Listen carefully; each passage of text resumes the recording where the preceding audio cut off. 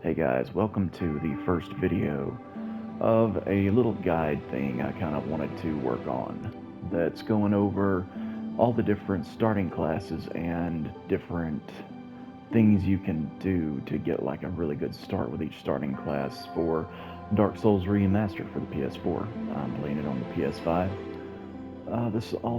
This information would also pertain to the original Dark Souls for PS3 or the Prepare to Die edition on the PC. They all work the same way. As far as starting classes and everything, they're all the same. So without further ado, let's go over the warrior. I'm going to discuss some of the pros and cons to the starting class. A lot of this video is going to be me kind of just rambling off, random information I know about the starting classes off the top of my head. It's not scripted, so expect me to kind of, have some ADD moments here and there. But the warrior is described as a fearless warrior. Makes sense. Weapon expert, high strength, dexterity. With the stats, as you can see to the left, you start out with 11 vitality, which is perfectly fine. That's like average. Attunement is 8. You do not start with any spell slots with this particular character, so if you want to use magic and stuff like that, you will have to put 2 levels into attunement for at least 1 attunement slot to equip a spell. I'll go over how stuff like that works in a later video once I get to maybe when I talk about the sorcerer or the pyromancer in a later video. But anyway, endurance 12, perfectly average, normal. It's perfectly fine for it to start off there. Strength and dex are both at 13, which makes the warrior one of the most efficient starting classes in the game.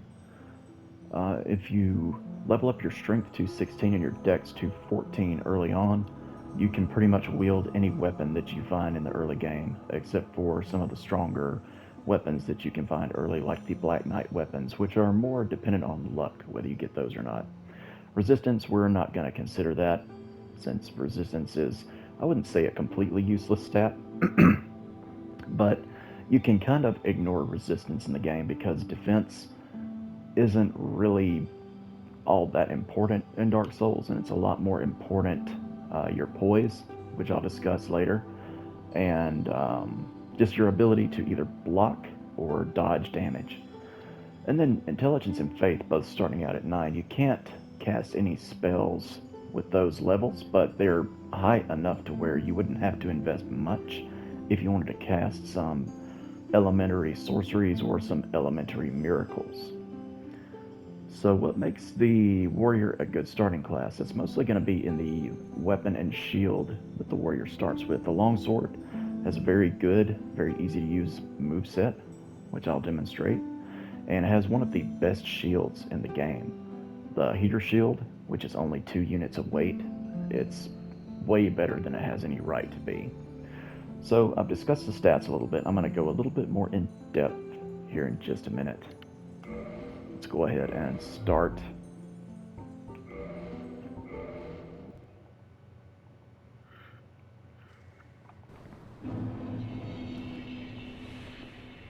Another pro I meant to mention about the warrior, the starting armor is really cool looking. I quite enjoy the hard leather set. Alright, let's get down into some of the other stats. If you ever want to see what anything does, all you have to do is press the right of the little faceplate button. That brings up your menu here on the top right. Go to browse and use items. No, don't go to browse and use items. Use L1 or R1 or the D-pad to scroll over to view status. Okay, now on the left side of that plate, press that down, and you can kind of look at what all the different stats mean. Vitality is your HP, attunement is your attunement slots, which are kind of slots where you equip spells, basically. We don't have any just yet. Endurance, that determines the amount of stamina you have, your equipment load, and resistance to bleeding. Your equipment burden and your total stamina are both tied to endurance, so endurance tends to be a pretty important stat in Dark Souls 1. I'll level up endurance more in the first game than I do the other two, simply because it is tied to your equipment load. Strength, dexterity. Of course, you give yourself more strength. Something to keep in mind for Dark Souls is that giving yourself more strength and more dex will not automatically make you do like a whole lot more damage. Most of the damage you get in this game comes from upgrading your weapons. And then in the later game, after you have upgraded your weapon all the way, once you start putting points of strength and dex into it, if it scales with whichever stat, that's when you'll start to see like better damage returns. But in the early game, get your strength and dex to where you can wield the weapon you want to use, and then concentrate on upgrading your weapon for the rest of the game until you get it upgraded all the way, and then you can kind of put some more points into strength and dex if it scales with those stats to get it to do a little bit more damage. Again, resistance, this is parameter boosting defense and resistance to poison. The reason it's not all that important in Dark Souls 1 is because defense is kind of negligible. You get the majority of your defense from the armor you wear, and you can upgrade most armor. And of course, it's better to just avoid being damaged altogether than it is to try and tank more and more hits. And then as far as resistance to poison, poison isn't all that terrible of a status effect in Dark Souls 1, and it's easily mitigated with items, and you can equip different armor sets and rings and things like that to greatly boost your resistance to poison. So that makes the resistance stat not all too useful. I wouldn't say it's a completely useless stat, but you're better off leveling up other things, especially your vitality and your endurance in the early game. More health, more stamina to, attack with your weapon, block with your shield, dodge roll, run. Endurance, you use endurance for everything, so it's very important. Intelligence, unless you plan on casting certain spells, you can pretty much ignore intelligence and faith. That's only if you want to use sorceries or miracles. I'll go more into those with different starting classes that you may would prefer to pick if you want to do like a sorcerer or a cleric paladin type build. Then you see the stat down here, your humanity, which is the number of black sprites within one's bosom. How many black sprites you got in your bosom? You want to know how many I've got in mine? None. Symbolizes human nature and determines item discovery and resistance to curses. This is not a stat that you can level up like the other stats. Your humanity is determined by how many of the item humanity you have used. I'll explain more of that in a different video. Right now I'm going to concentrate more on like the warriors stuff here. Another very important stat that's easy to miss if you're not paying attention is poise, and that is your ability to receive attacks without breaking form. Basically without flinching, like if you have no poise or very low poise, even a weak attacks from an enemy can cause you to stagger, which will leave you open to being stun locked by other enemy attacks and things like that. If you have higher poise, we'll say like 40 for example, you can probably take a couple of hits before you flinch or stagger, so you can keep on attacking or roll out of the way or block or whatever you need to do without being stun locked so easily. The warrior starts with 5 poise. You get all 5 of those poise only from the warrior's helmet. Let's take a look at the starting equipment. Yep, I just took the helmet off. I didn't mean to do that. Okay, so 5 poise for the helmet. And you can look at all the different defense numbers, which aren't all that important really. The main thing you want to be looking at on most armor sets is going to be the poise and the weight. Those are the 2 most important things. Hard leather armor, no poise. Hard leather gauntlets and boots, take my word for it, no poise. So by default, the warrior in his full starting gear, and this is also when he's holding his weapon and shield, this is what we call medium equip burden. When you roll, it's kind of sluggish. It's not terrible. It's not like he's just stumbling over. But it's by no means very fast. seems like his armor is kind of weighing him down, which is one of the cons of the warrior, I would say, is his armor set kind of has him stuck in this medium equip burden by default, which isn't terrible in and of itself, but it's the fact that he has such little poise for being weighed down so much that's kind of puts a damper on, you know, his functionality. It makes the starting class like the knight, which, although heavier, starts with much higher poise, or let's say the pyromancer, for example, that can walk around with fully loaded equipment and still like get around really fast too. So that being said, I'm just going to run right through here. Just skip that asylum demon. Not going to worry about him at all today.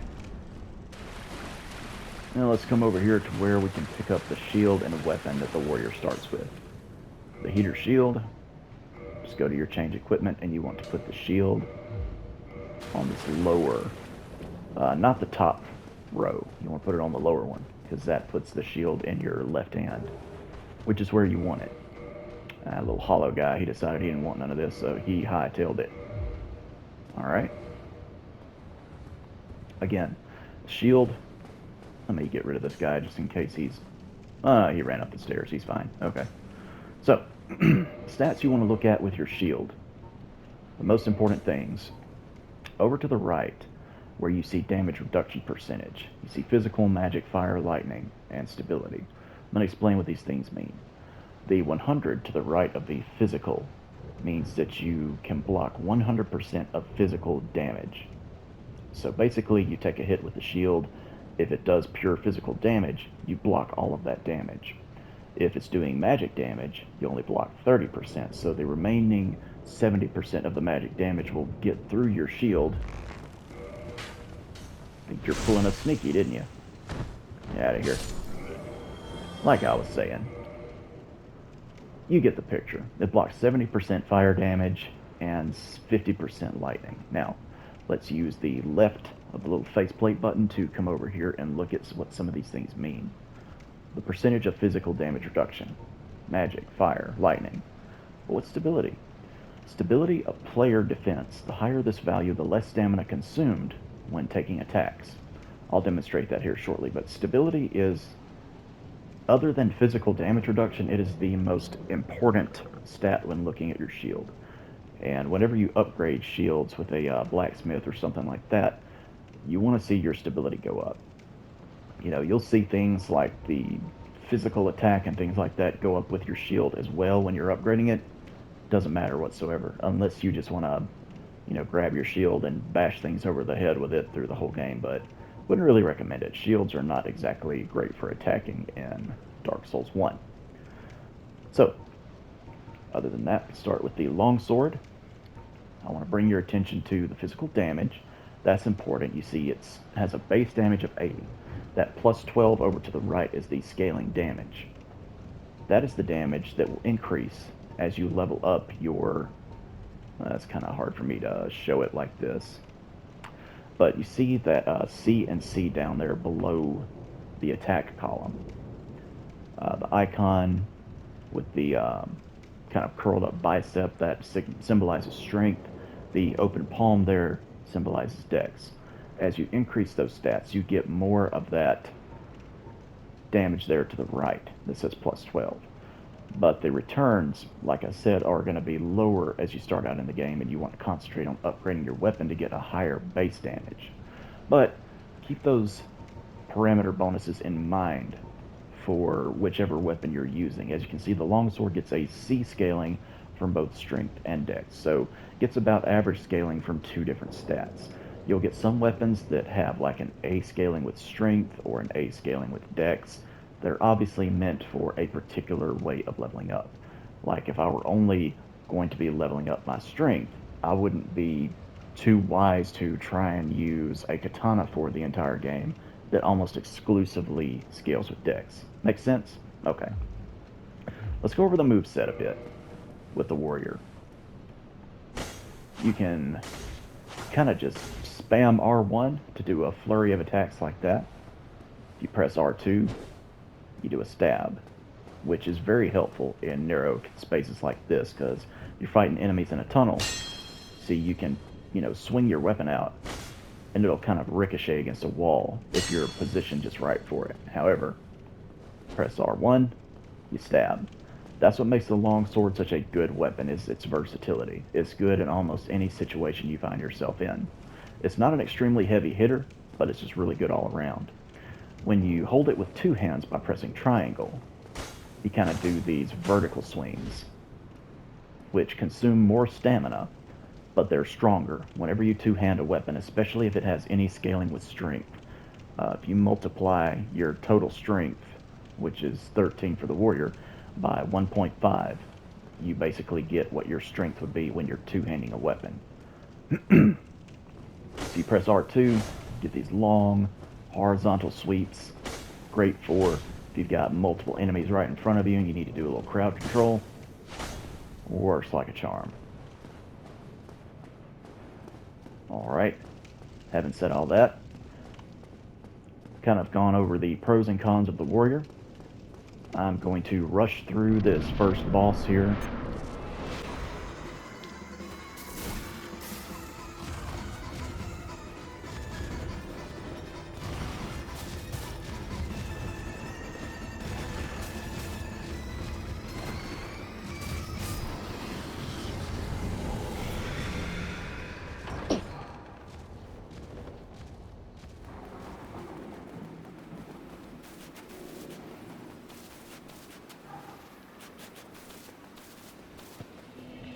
Alright, so once you get to Firelink Shrine after killing the Asylum Demon, which is a tutorial boss, you'll see that in the bottom right you have 2,204 souls. These is like your experience, currency. If you've come from playing Elden Ring or any of the games made by Miyazaki, then yeah, you kind of know what to expect when it comes to that. And whenever you rest at the checkpoints of this game, the bonfires, that's where you level up. You don't have a specific character you need to talk to, or any NPC. You don't need one to facilitate leveling up. You can do that all on your own when you have the souls for it. So maybe thinking like, what should I do with the souls that I have? You could spend them on 2 points of strength, 2 points of dex, a point of strength, a point of dex, some more vitality for some more HP. You can throw a couple of levels into attunement if you want to start trying to cast spells, although, like I said, I wouldn't necessarily recommend starting with the warrior if that's your plan. It's to sling spells around. You can put a point into intelligence and a point into faith. Although I'll say this much for faith, you need a minimum of 12 to cast even the most basic miracles, so I'd probably hesitate to try and level that up in the beginning. Instead, I'd probably recommend putting a point into vitality and a point into endurance. Those usually tend to be the most useful stats early on in the game. Having more health obviously allows you to take more hits. Having more endurance allows you to carry like heavier weapons, wear heavier armor, without hindering your movement too much. And it gives you more stamina to perform all of your actions with. But I'm going to actually strip down some of this equipment here to where I can fast roll and run faster, because I'm going to do an early little run through here through an area near the beginning that's a graveyard. If you go down this way where that elevator shaft is that doesn't have an elevator in it, you run down this way, you can get some items early on that'll help you in the beginning of the game. Homeward Bones, a Morning Star, and a Talisman. The Talisman is a catalyst used for casting miracles. Morning Star is kind of a heavier weapon. I'll go ahead and show the Morning Star real fast. It's 80 physical damage. It scales exclusively with strength. You get a C scaling. So you have a little bit more base damage, but a little bit less scaling damage. So what you end up with is a little bit, well, it's around the same damage, but you'll do less damage per second because it's so much slower. And one thing about this weapon is that when you swing and you don't hit anything with it, you whiff like that. So it takes you a little bit longer to recover, and it kind of leaves you open to enemy attacks. So you have to be careful of that. Not that it's a bad weapon. It's just kind of got to know, you kind of got to practice a little more with it to get good with it. And over here is a item that won't be really important to you at all if you're just playing the game PvE. But anyway, ignore these skeletons and just run straight through here. You want to just bolt through this cemetery and go along this path. There's a couple of extra weapons you can get very early in the game. The Zweihander, which is an ultra great sword, which you can actually wield fairly early just by putting a few points into strength. Oh, I got curb stomped. There we go. If you do die here, it's really not a huge deal, because you'll warp right back to the bonfire. That's why you probably want to spend your souls before trying to go after that stuff, because if you die, your bloodstain will be over there, and you'll have to get your bloodstain back in order to get your souls back. So you may end up losing out on 2,000 souls, if you're not careful. Something to keep in mind. So with all that being said, the weapons we picked up, Zweihander, 10 units of weight, so it's definitely pretty heavy. It's a 24 strength requirement, as you can see, 10 dex. So we don't quite meet the strength requirements for this weapon. However, remember, if you two-hand any weapon that has a strength requirement, then you basically multiply your current strength by 1.5. So all I would have to do is put 3 levels into strength, and I could two-hand the Zweihander and use it effectively. If you can't use a strength weapon effectively, this is your result. Obviously, you can't even really look at the moveset with it. So Zweihander is very heavy, but it's also very good starting off in the game because it can just knock enemies all over the place, especially with the two-handed R2 attack. But with the limited amount of souls that you have a choice to make. You can either level up your strength three times to two-hand the Zweihander, which means you won't be able to swing this weapon effectively while holding up a shield. You'll have to basically just go like, attack like this. And if you want to block anything, you'll have to press triangle again to bring your shield back out. You can block with your weapon, but it is not nearly as effective as blocking with a shield. Because weapons have all the same stats that shields do. If you look over to the right, the damage reduction percentage for the Zweihander is 70% physical, 10% magic, 50% fire, which is actually kind of surprising, and 50% lightning, with a much lower stability. Remember, the heater shield has 55 stability. Zweihander only has 44. So it's just something to keep in mind there. But then we also have the winged spear, which is a dex weapon. As you can see, only an E scaling in strength, which is almost nothing. C scaling in dex, so it's primarily going to be a dex weapon. And if you look over to the right and down a little bit, you'll see that there's a 13 strength requirement, which we meet, and a 15 dex requirement. So you only need to level up your dex twice in order to use this weapon effectively. Now, what makes a spear good in the beginning is the fact that it has really good reach, still fairly fast, but you can safely attack an enemy from behind a shield using a spear. It consumes a lot of stamina, and your stamina recharges much slower if you're attacking from behind a shield with a weapon like this, but, I mean, it's an option if you want to use it. It's actually a very safe option. So what else can you do early on in the game, as far as getting a good start with different weapons and whatnot? My personal recommendation, if you're not interested in using the winged spear or the Zweihander to start off with, I would definitely level up vitality and endurance, like I said. But another thing you can do, which I would recommend doing with any build, I'll show it with the warrior, but like I said, any build you start off with, after you have spent all your souls on whatever you want to spend them on, come down here, step into this room and step on this pressure plate. It's an elevator that's going to take you down. This is basically kind of how Dark Souls does loading screens. Hides them in elevators. So there we are. We're in this dark, kind of spooky area. It's called New Londo. It's fixing to come up on the screen here in a bit when I walk a little further into it. This is not the first area you want to explore thoroughly. It's not where the game actually wants you to go. But there are a couple of interesting things down here. These enemies are non-hostile until you attack them.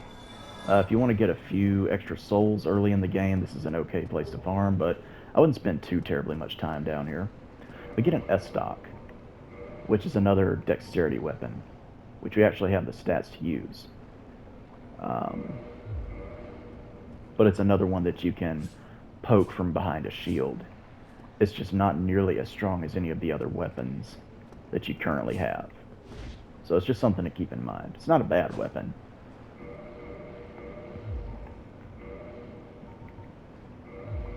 Alright. The main reason you want to come down here, though... Get a couple other things here. Pick up these transient curses while we're at it. Transient curses, you use those to damage the ghost enemies that are down here in New Londo, which I'm not going to demonstrate because it's a waste of time for right now. When you're first starting out in the game, there's only one thing you want to do with ghosts, and that is run right past them. Come over here to this doorway, this archway, and just walk. Don't run, just walk straight. You're on a very narrow path here, but you can bump right into those ghosts and go around them and pick up that Firekeeper soul, and then just suicide off that cliff, and that's a easy way to work back to Firelink Shrine, where you can put that Firekeeper soul to good use. What throws off a lot of people early in the game is they get this Firekeeper soul and they have no idea what to do with it or what it does.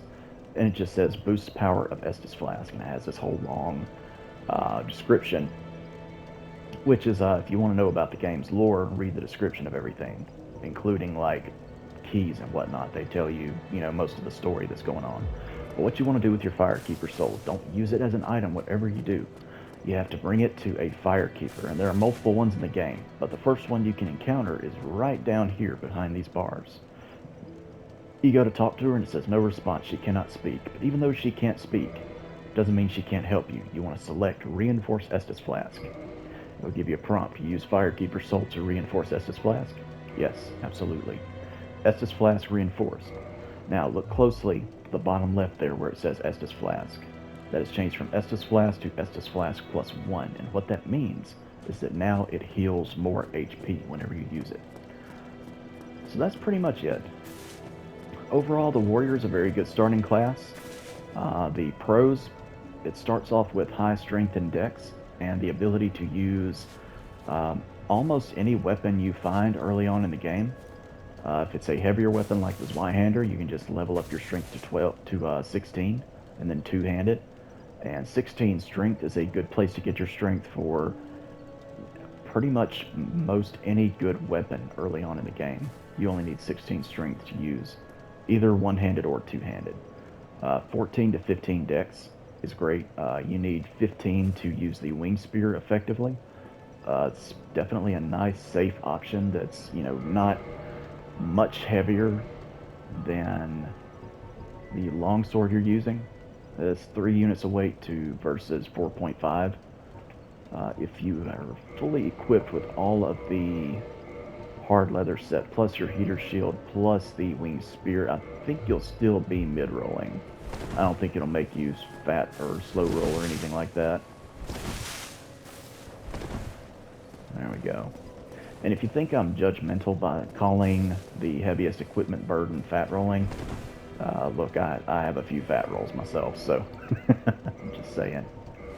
And furthermore, to demonstrate what fat rolling looks like when you're fully equipped with like really heavy gear, this is how slow you run around. This is walking.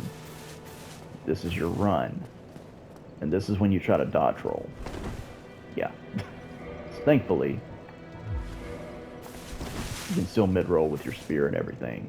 And like I said, the winged spear is not a bad choice to get you through the first couple of areas of the game, by any means. And it's actually one of the stronger spears you can get, and you can get it super early. One thing to pay attention for, though, is that you don't have a ton of poise. That 5 poise that you start off with, it might as well not even be there. And I'll cover poise a little bit more when I cover the knight starting class. But yeah, that's pretty much it for the warrior. I hope this little mini guide was insightful, helpful to you, or at the very least entertaining. Thank you for watching. I'll see you soon with the next starting class you can choose from. And until then, y'all take care.